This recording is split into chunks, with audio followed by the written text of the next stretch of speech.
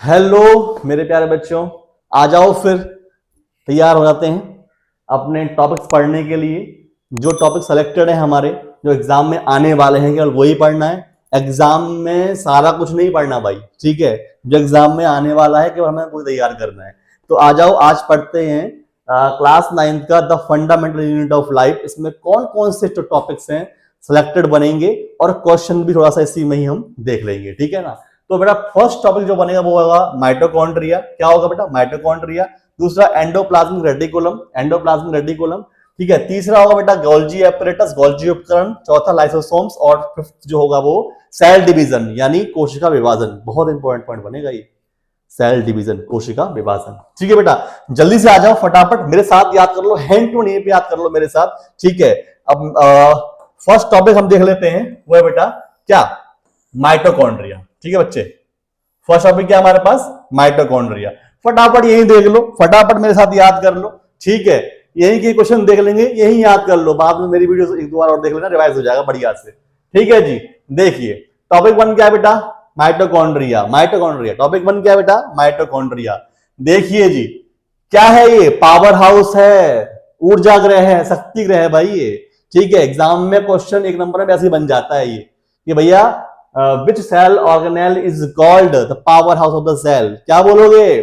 Power house भैया कौन है? आपका माइटोकॉन्ड्रिया है। शक्ति ग्रह कौन है भैया? माइटोकॉन्ड्रिया है, ठीक है जी। आगे आ जाओ, स्ट्रक्चर कैसा होता है इसकी? ये डबल मेम्ब्रेन बाउंड, ध्यान रखना, ये डबल मेम्ब्रेन बाउंड होता है बेटा। यूकैरियोटिक सेल्स में जितने भी सेल्स ऑर्गेनेल्स होते हैं, जितने भी कोशिकांग होते हैं, सारे डबल मेम्ब्रेन बाउंड होते हैं, ध्यान रखना। कैसे होते हैं? डबल मेम्ब्रेन होते हैं बेटा, दोहरी झिल्ली होती है। क्या होती है? दोहरी झिल्ली होती है, ठीक है, ठीक है बेटा।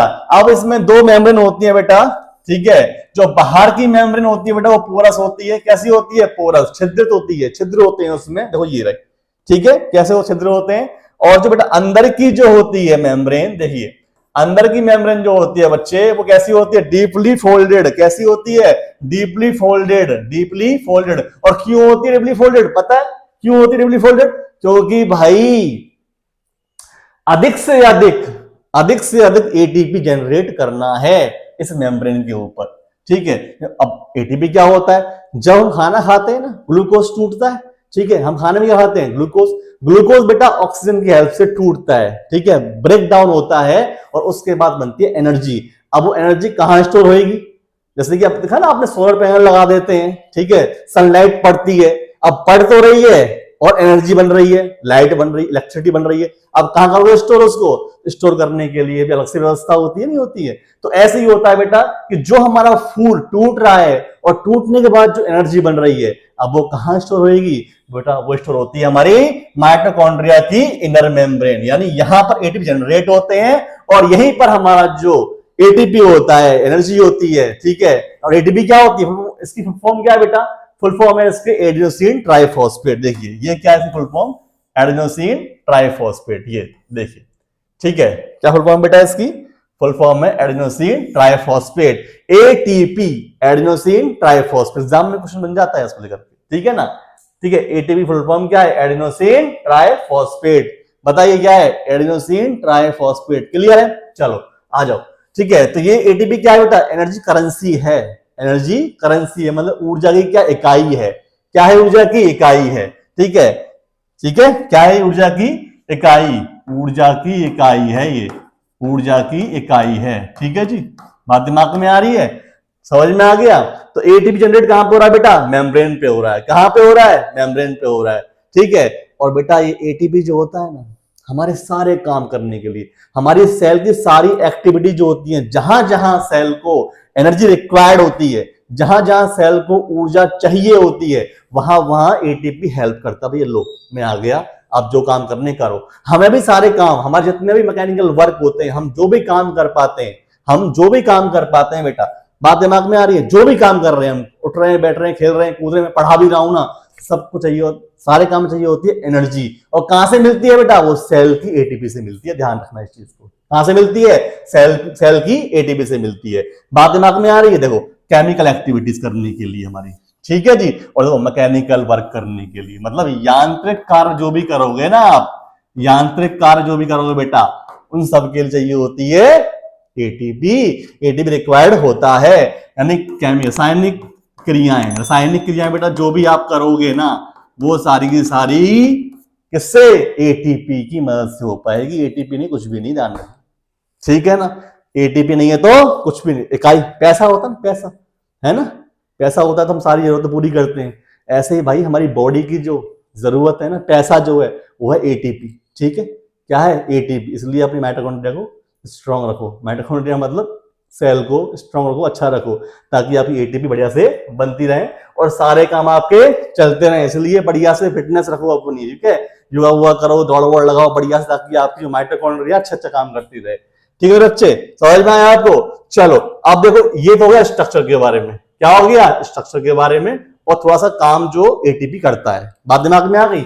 अब बेटा जो बहुत इंपॉर्टेंट क्वेश्चन बनता है इसके अंदर से बेटा वो रहा है, वो है ये रहा, ठीक है। कौन सा, जो माइटोकॉन्ड्रिया है, माइटोकॉन्ड्रिया का अपना डीएनए होता है भाई साहब, इसका अपना डीएनए होता है जी, और अपना राइबोसोम होता है।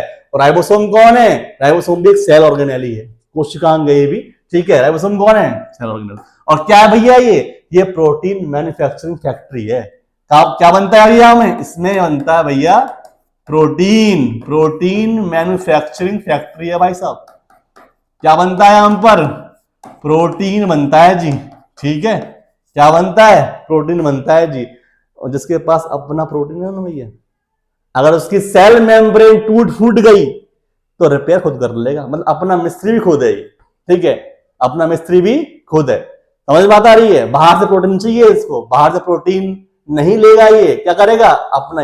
अभी बताओ, किसी के पास किसी घर में दूध और छाछ हो रहा हो बढ़िया, खूब सारी भैंसें हैं, डेयरी है जैसी की, तो बाहर से क्यों लेगा दूध छाछ भाई? वो अपना दूध छाछ खाएगा पिएगा मस्त रहेगा। ऐसी ये है, इसका अपना डीएनए अपना प्रोटीन है, बना रहा है प्रोटीन। और बेटा प्रोटीन जो होता है वो मेम्ब्रेन्स को बनाने में काम करता है। हमारी प्लाज्मा मेम्ब्रेन जो होती है, और भी जो मेम्ब्रेन्स होती हैं, क्योंकि इनकी जो मेम्ब्रेन होती है बेटा, इनकी मेम्ब्रेन प्लाज्मा मेम्ब्रेन जैसी ही होती है, ठीक है। इनका जो स्ट्रक्चर होता है ना, इसका सेल्स ऑर्गेनेल्स की मेम्ब्रेन का स्ट्रक्चर प्लाज्मा मेम्ब्रेन के जैसा ही होता है, ठीक है। जो कोशिका झिल्ली होती है ना उसके जैसा ही होता है। बात दिमाग में आ रही है, ठीक है ना। अब देखो, अब अपना डीएनए अपना प्रोटीन है तो अपनी रिपेयरिंग खुद कर देते हैं। This process is called membrane biogenesis. क्या कहते हैं इसको, मेम्ब्रेन बायोजेनेसिस, बनाना, झिल्ली जीवात जनन। क्या कहते हैं बेटा, झिल्ली जीवात जनन, झिल्ली जीवात जनन, मेम्ब्रेन बायोजेनेसिस। दैट मीन्स अगर मेम्ब्रेन की टूट फूट होती है, रिपेयर करना होता है, नया फॉर्म करना होता है, तो भैया अपना डीएनए अपना प्रोटीन है भाई इसके पास, ठीक है। इसको कहते हैं झिल्ली जीवात जनन, मेम्ब्रेन बायोजेनेसिस। एग्जाम में क्वेश्चन बनता है व्हाट इज मेम्ब्रेन बायोजेनेसिस, या क्वेश्चन बनता है भैया कि name the cell organelles which have their own DNA and protein. तो क्या बताओगे, माइटोकॉन्ड्रिया, एक और भी होता है ईआर भी होता है, एंडोप्लाज्मिक रेटिकुलम, अंतःप्रदर्भी जालिका, एक और भी होता है प्लास्टिड भी होता है, यानी लवक जो होते हैं उनके पास भी अपना डीएनए अपना प्रोटीन होता है। ये अपनी मेम्ब्रेन की रिपेयरिंग बेटा खुद कर लेते हैं। बात दिमाग में आ रही है? बहुत ही प्यारा क्वेश्चन बनता है बेटा, ऐसे ध्यान रखना, ठीक है बच्चे। समझ में आ गया? कोई दिक्कत यहाँ पे, ठीक है, कोई दिक्कत? अब बेटा एक बार वापस से एक बार क्विकली रिवाइज कर लें, चलो करते हैं, ठीक है। चलो बताओ मेरे साथ, आ जाओ। माइटोकॉन्ड्रिया है, माइटोकॉन्ड्रिया डबल मेम्ब्रेन है, बाहर की पोरस है, अंदर की फोल्डेड है, बलयाकार, ठीक है। कैसी है, बलयाकार। क्यों है?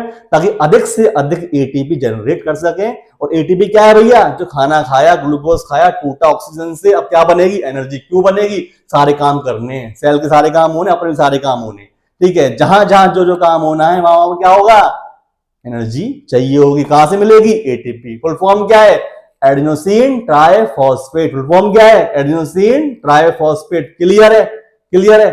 अब आगे आ जाओ, आगे आ जाओ। क्या, जो माइटोकॉन्ड्रिया होता है इसका अपना डीएनए है, अपना राइबोसोम है। राइबोसोम क्या है, सेल्स ऑर्गेनेल्स, कोशिकांग है भाई, ठीक है। क्या करेगा, क्या करेगा, प्रोटीन बनाएगा। प्रोटीन मैन्युफैक्चरिंग फैक्ट्री है ये। क्या है ये, प्रोटीन मैन्युफैक्चरिंग फैक्ट्री है ये। और ये अपनी रिपेयरिंग खुद कर लेगा, अपनी मेम्ब्रेन खुद बनाएगा। कहीं टूट फूट हो जाती है मेम्ब्रेन में, खुद उसे ठीक करेगा, रिपेयर करेगा। क्या बोलते हैं इसको? Membrane biogenesis. This process is called membrane biogenesis. क्या है बेटा? क्या बोलते हैं इसको? Membrane biogenesis. ठीक है, झिल्ली जीवात जनन, झिल्ली जीवात जनन कहते हैं बेटा इसको। समझ में आया? तो टॉपिक 1 से बेटा कुछ और नहीं बनने का, ठीक है ना। एनसीईआरटी कवर कर लो बढ़िया से, एनसीईआरटी में जो दिया हुआ उसके बाद कुछ भी नहीं बनेगा, ठीक है। खाम खा के दिमाग खराब मत करो, एनसीईआरटी को पकड़ो, डिस्कस करो, डीपली पढ़ लो, और जो मेरे साथ में करवा रहा हूं ना खाली वो तैयार कर लो, कुछ भी नहीं बनेगा। माइटोकॉन्ड्रिया से ना एक भी क्वेश्चन लग नहीं बनेगा, ध्यान रखना इस चीज का, ठीक है। सारे क्वेश्चन बनने बेटा यहीं से बनने, ठीक है। जो बता दिया माइटोकॉन्ड्रिया में, इसके अलावा कुछ भी नहीं बनेगा। समझ में आया बच्चे? ठीक है, तो अब हम नेक्स्ट टॉपिक पढ़ेंगे आपका एंडोप्लाज्मिक रेटिकुलम, ठीक है, अंतःपरदब्बी जालिका, ठीक है। अभी आप इतना याद कीजिए, मेरी वीडियोस के ऊपर देखिए, बार बार पढ़िए, सुनिए, सुन लोगे ना खत्म, चैलेंज है मेरा, गारंटी है मेरी, ठीक है ना, गारंटी है मेरी। मेरी वीडियोस देख लो, 2-3 बार सुन लो, बस खत्म। कि ओम सर ने क्लास ली लाइफ साइंस की और हमने याद एलएफटी कर लिया जी, लर्न ऑन फिंगर टिप, ठीक है जी। और एलएफटी करनी है आपको, बढ़िया से याद करना है।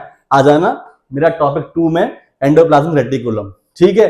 अभी नेक्स्ट वीडियो में डालता हूं आपको मैं एंडोप्लाज्मिक रेटिकुलम, ठीक है। तो बन जाइए मेरे साथ लाइफ साइंस पे Om sir @JDS educator. Thank you.